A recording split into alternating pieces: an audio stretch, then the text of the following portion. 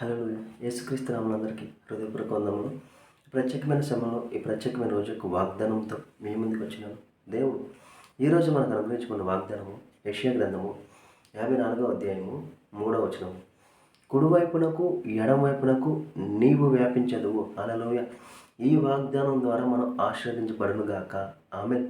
ఎప్పుడైతే ఇచ్చిన వాగ్దానం బట్టి అడుగుతావో అడిగిన సమస్తాన్ని దేవుడు నీకు ఇవ్వడానికి సిద్ధంగా ఉన్నాడు. దేవుడు ఎందుకు సిద్ధంగా ఉన్నాడు? ఎందుకంటే తన ప్రియకుమారుడు నీలో ఉన్నాడు కాబట్టి. హల్లెలూయా. తన ప్రియకుమారుడు ద్వారా నీవు కూడా ఆయన ప్రియకుమారులాగా మారిపోయావు. ఆమేన్. ఎప్పుడైతే విశ్వాసం ద్వారా నువ్వు వాగ్దానాన్ని పట్టుకుని అడుగుతావో ఆ విశ్వాసం ద్వారా నువ్వు పొందుకుంటావు. లోకపరమైన మాటలను వినొద్దు, లోకపరమైన ఆలోచన వైపు నువ్వు వెళ్ళొద్దు. ఎందుకంటే నిన్ను కృంగ తీసే విధంగా నీకు ఆలోచనలు ఇస్తారు, నిన్ను పడేసే దిశగా నిన్ను వారు తీసుకెళ్ళిపోతుంటారు. ఎప్పుడైనా నీలో ఉన్న దేవుని యొక్క ఆత్మ ద్వారా నువ్వు అడుగుతావో అడిగిన సమస్తాన్ని నువ్వు పొందుకుంటావు. ప్రతి విషయంలో ఆయన మీద మనము ఆధారపడాలి. ఈరోజు ఇచ్చిన వాగ్దానం ఏంటి? కుడివైపునకు ఎడం వైపునకు నీవు వ్యాపించదు అన్నావు దేవా. నేను ఈ పరిస్థితిలో ఉన్నా, నాకు ఇంతే, నా జీతం చాలట్లేదు, లేకపోతే నాకు జీతం ఎలాగ ఉంది, నాకు ఈఎంఐలు కట్టుకుంటాం, నా ఈ హౌస్ రెంట్ కట్టుకుంటాం, నాకు కూరగాయలు ఇయే సరిపోతుంది దేవా, ఈ వాగ్దానం నా జీవితం నెరవేరును గాక అని ఎప్పుడైతే బలంగా అడుగుతావో ఆటోమేటిక్గా తెలియకుండానే నీకు సమృద్ధి అనేది కలుగుతుంది. హల్లెలూయా. నీకు తెలియకుండానే నీకు ఆశీర్వాదం అనేది వచ్చేస్తుంది. ఎందుకంటే వాగ్దానము శాశ్వతమైనది. నీ జీతము అది శాశ్వతమైనది కాదు. నీ యొక్క కుటుంబం యొక్క పరిస్థితి, ఉంటున్న ఇల్లు కానీ ఆ రెండు కానీ ఏది శాశ్వతమైనది కాదు. కానీ నీ యొక్క వాగ్దానం అనేది శాశ్వతమైనది, జయించబడినది. హల్లెలూయా. ఆల్రెడీ యేసు ద్వారా జయించబడిన వాగ్దానాన్ని నువ్వు అడుగుతున్నావు. హల్లెలూయా. ఎవరో చేయలేనిది కాదు, క్రీస్తు సమస్తాన్ని చేసేసాడు. ఇప్పుడు దేవుడు ఏమన్నాడు? తండ్రి ఏమన్నాడు? అడుగుడు మీకు ఇవ్వనన్నాడు. కాబట్టి క్రీస్తు నాజైన యేసుక్రీస్తు నామములో ఏదైతే వాగ్దానాన్ని అడుగుతావో అడిగిన సమస్తాన్ని నీకు ఆ రోజు దేవుడు ఇచ్చేస్తాడు.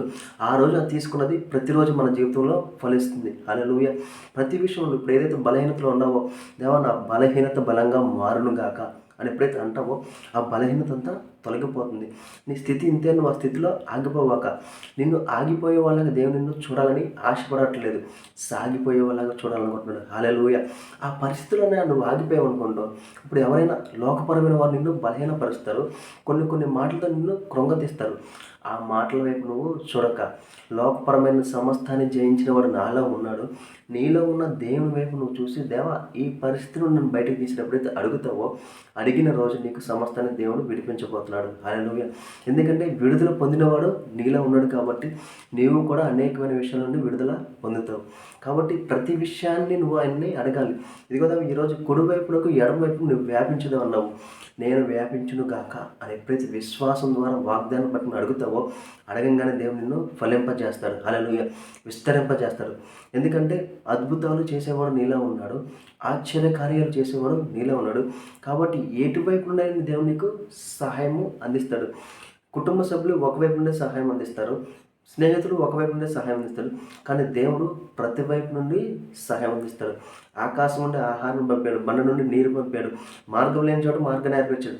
అట్టి రీతిగానే నీకు తెలియని చోట నుండి, హల్లెలూయా, నీకు రాని చోట నుండి దేవుడు నీకు ఈరోజు సమస్తాన్ని అందజేయబోతున్నాడు. కాబట్టి ప్రతి విషయంలోనూ ఆయన వైపు నువ్వు చూసేవాడిగా ఉంటే ప్రతి విషయంలోనూ బయటకు తీసుకొచ్చేవాళ్ళగా ఆయన ఉన్నాడు. ఆమేన్. ప్రార్థించుకుందామా?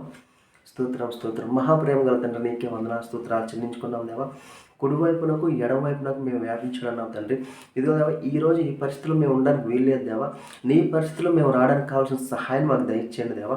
ఎవరైతే తండ్రి జయించామన్న ఆలోచనలు లేకుండా తండ్రి ఇంకా లోకంలో ఇబ్బంది పడుతూ తడబడుతూ ఉన్నారు తండ్రి, వారు బలపడను గాక. యేసు పొందిన గాయాల తండ్రి వారి హృదయం స్వస్థపడనుగా కానీ ప్రవచిస్తాం తండ్రి.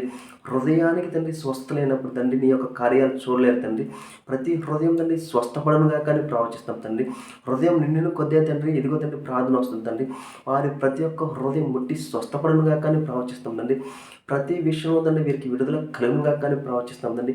అట్టి రీతిగా తండ్రి ఈ రోజు తండ్రి ఎవరైతే తండ్రి ఈ ప్రార్థనలు ఏకీభవిస్తున్నారో తండ్రి, ఏకీభవించిన ప్రతి ఒక్కరు తండ్రి ఏకీభవించిన పరిస్థితుల్లో విడుదల కలుగునుగా కానీ ప్రవచిస్తాం తండ్రి.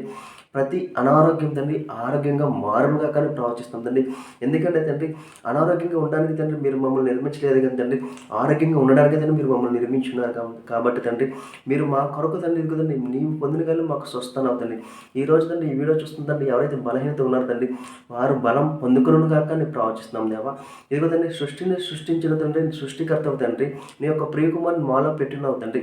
ఇదిగో తండ్రి ఎవరైతే ఈ వీడియో చూస్తారో మేము అప్పులో ఉన్నాం తండ్రి, ఇబ్బందులో ఉన్నాం, ఇరుకులో ఉన్నాం అనుకుంటారు తండ్రి, వారికి ఈరోజు విడుదల కలుగును కాక అని ప్రవచిస్తాం తండ్రి.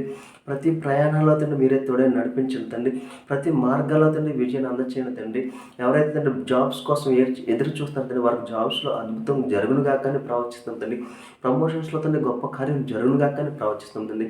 కావాల్సిన ప్రతి ఒక్కరికి కావాల్సిన ప్రతి ఒక్క సహాయాన్ని అందచేయమని నజరేయుడైన యేసుక్రీస్తు నామములో అడిగి వేడుకొచ్చున్నాం తండ్రి. ఆమేన్. అందరికీ హృదయపూర్వక వందనములు.